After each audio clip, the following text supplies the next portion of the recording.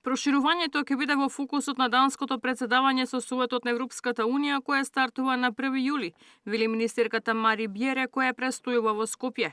Според неа направен е прогрес и сега е моментот Македонија да го искористи, но вели остануваат обврските реформите кои мора да бидат завршени.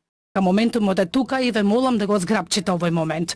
И сега, со нашето предстојно председателство со Советот на Унијата, ќе ви кажам дека ние не можеме самостојно ова да го туркаме.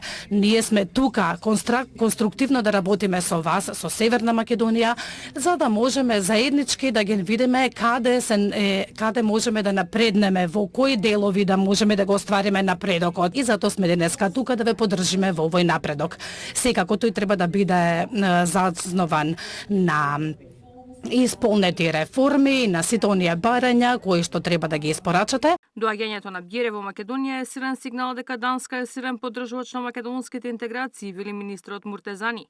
Од неговата колешка побарал во интегративниот процес да се почитуваат копенхашките критериуми како единствен темел врз кој се гради политиката на проширување.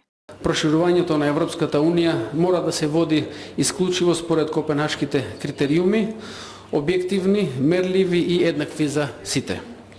Во време кога процесот е изложен на притисоци и тенденции на билатерализација, токму овие критериуми се нашата заштита. Тие се потсетник дека европскиот пат не смее да се условува со прашање надвор од суштината на демократијата, владењето на правото и функционалната пазарна економија.